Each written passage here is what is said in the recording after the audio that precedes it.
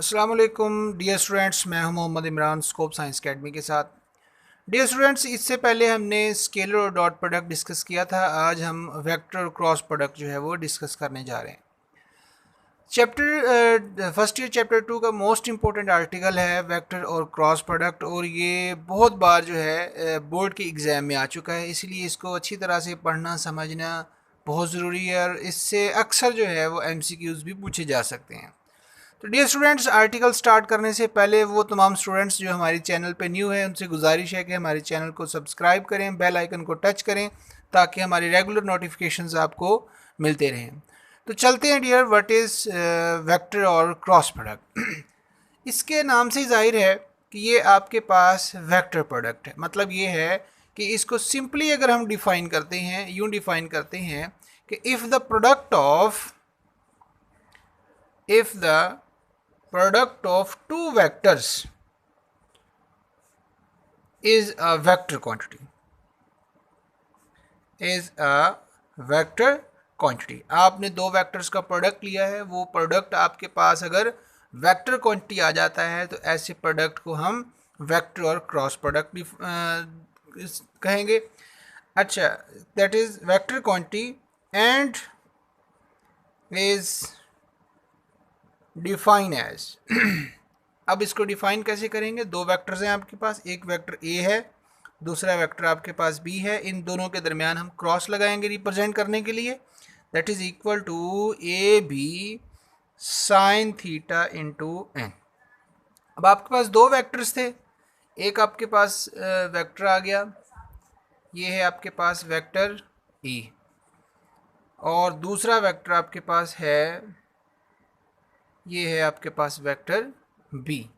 तो इन दोनों का आपने क्रॉस प्रोडक्ट लेना है और इन दोनों के दरमियान जो एंगल है उसको रिप्रेजेंट कर रहे हैं हम थीटा से।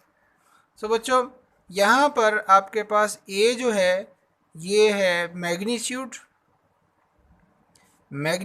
ऑफ वेक्टर ए, बी जो है that is magnitude of vector B, theta जो है ये दोनों के दरमियान एंगल है, theta is angle between A and B. और एन जो है, ये एन क्या चीज़ है? देखिए, एन जो है ये यूनिट वेक्टर्स में आता है, नॉर्मल को रिप्रेजेंट करता है। तो एन ये यूनिट वेक्टर है, ये क्या काम करता है? It represent direction of A cross B. तो ये ए क्रॉस बी की डायरेक्शन को रिप्रेजेंट करता है।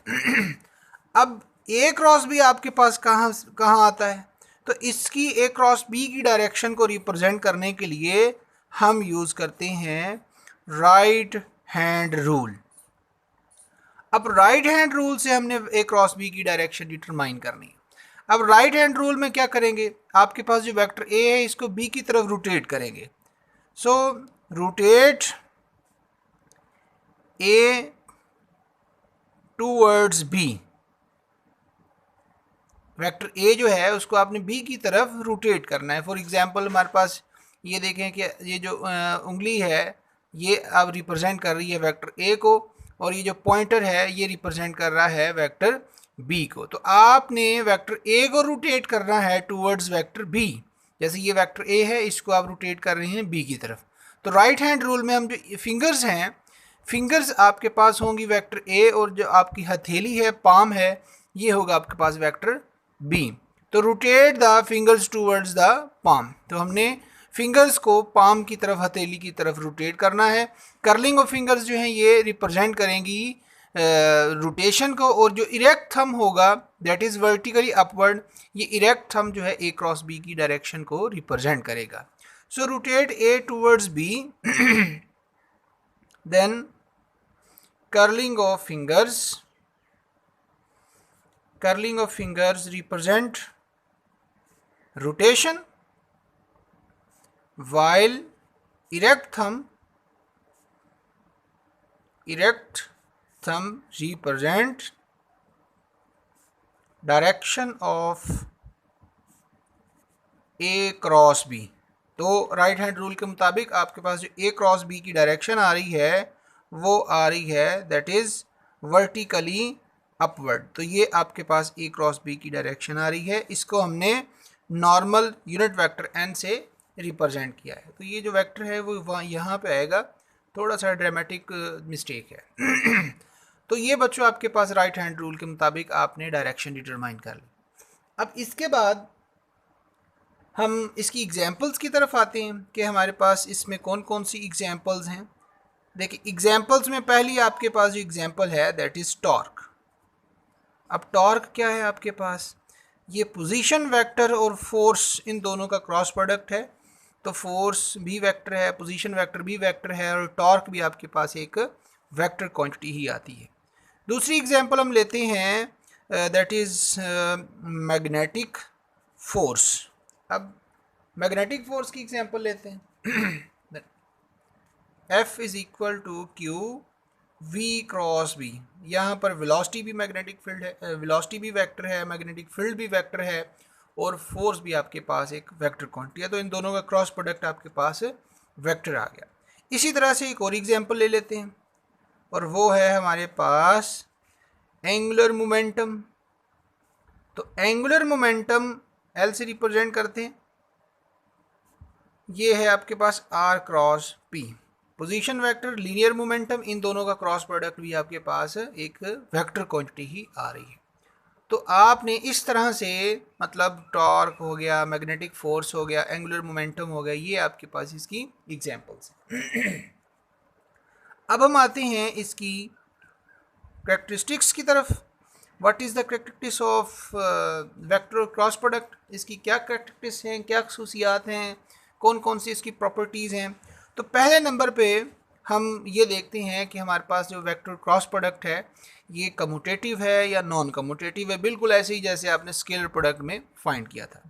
तो A क्रॉस B आपने देखा that is equal to A B sine theta unit vector n।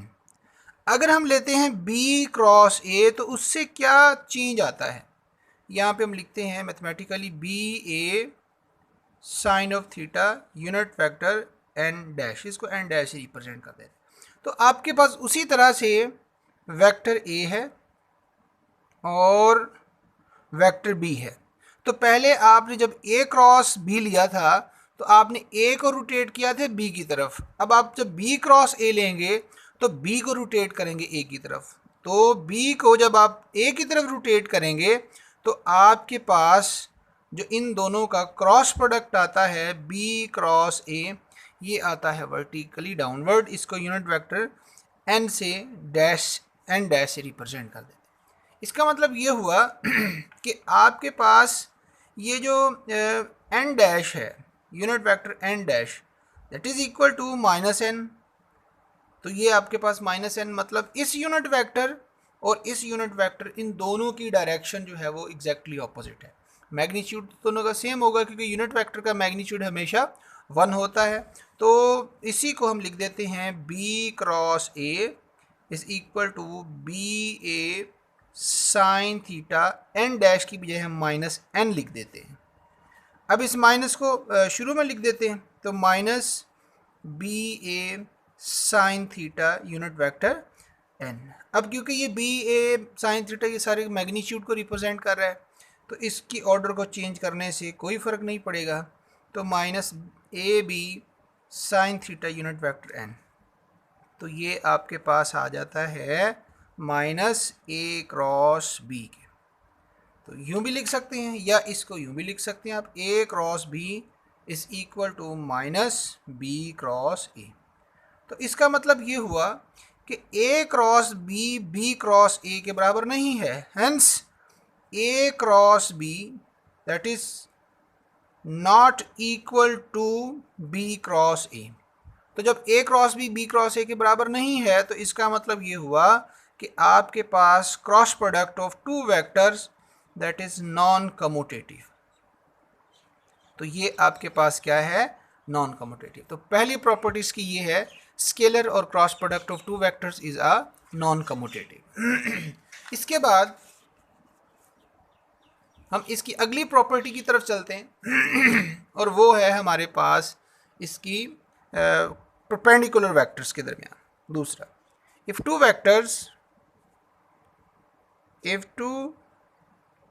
Vectors A and B are perpendicular. अगर ए और बी जो हैं ये आपस में परपेंडिकुलर हैं तो उस सूरत में A cross B that is equal to A B sine theta unit vector N. अब आपने क्या काम करना है, sine theta A B sine theta की बजाय 90 लिखेंगे क्योंकि जब दो वेक्टर्स आपस में परपेंडिकुलर हों तो उनके दरमियान एंगल 90 का होगा। और हम ये भी जानते हैं कि sine 90 that is equal to 1, sine 90 1 के बराबर होता है। तो यही आपके पास A cross B that is equal to A B sine 90 unit vector N, sine 90 1 तो ए बी इंटू एन। तो ये आपके पास आ गया दैट इज मैक्सिमम मैग्नीट्यूड। तो इसको आप यूँ डिफाइन करेंगे कि if the two vectors A cross B are perpendicular then their cross product have maximum magnitude. तो इनका जो क्रॉस प्रोडक्ट है इसका मैग्नीट्यूड मैक्सिमम होगा, ये परपेंडिकुलर के केस में। अब यूनिट वेक्टर की बात करते हैं। So in case of unit vector की बात करते हैं। यूनिट वेक्टर की बात करने से पहले ना आप एक छोटा सा ट्राइंगल बना लें, उसका बड़ा फ़ायदा होगा, वो अभी हम आपको बताते हैं। और ये मैंने जनाब एक छोटा सा ट्राइंगल बना लिया, इसको लिख दिया मैंने यूनिट वेक्टर आई, इसको लिख दिया यूनिट वेक्टर जे, इसको लिख दिया यूनिट वेक्टर के।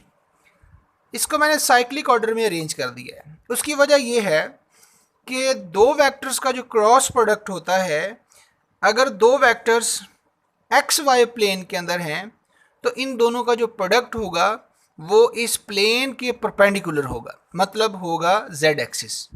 इसी तरह से अगर वाई जेड प्लेन के अंदर दो वेक्टर्स हैं तो क्रॉस प्रोडक्ट उस प्लेन के परपेंडिकुलर मतलब कि एक्स एक्सिस में होगा, और अगर वो जेड एक्स प्लेन के अंदर हैं तो उनका जो क्रॉस प्रोडक्ट है वो वाई एक्सिस में होगा। ये इंपॉर्टेंट ऑब्जेक्टिव भी है। अब इसी चीज़ को देखते हुए अगर आपके पास आई और जे है, सिंपली सी बात है, आई एक्स एक्सिस, जे जो है वो वाई एक्सिस, तो इन दोनों का क्रॉस प्रोडक्ट होगा के, मतलब जेड एक्सिस के लो। अगर जे क्रॉस के होगा तो आई, अगर के क्रॉस आई होगा तो जे। ठीक हो गया। तो इस तरह से आपके पास आई जे के आई और के क्रॉस आई जे के बराबर है। अब यहाँ पर ट्राइंगल में देखें, आई जे के आई और के आई जे। अगर हम इसका ऑर्डर चेंज कर देते हैं तो सिंपली सी बात है ये रिवर्स हो जाएगा। और हमने देखा कि A cross B cross A के बराबर नहीं है, बल्कि वहाँ पर माइनस बी क्रॉस ए आ जाता है। अगर आप ऑर्डर चेंज कर देंगे तो वहाँ पे डायरेक्शन चेंज हो जाएगी। तो अगर हम आई क्रॉस जे की बजाय जे क्रॉस आई लिखेंगे ये माइनस के बराबर होगा, के क्रॉस जे लिखेंगे ये माइनस आई के बराबर होगा, और आई क्रॉस के लिखेंगे तो ये माइनस जे के बराबर होगा। ये इंपॉर्टेंट पॉइंट है कि ऑर्डर चेंज कर देने से उसकी डायरेक्शन चेंज हो जाती है, मैग्नीट्यूड में कोई चेंज नहीं आता। इसके बाद तीसरी इसकी जो प्रॉपर्टी है that is cross product of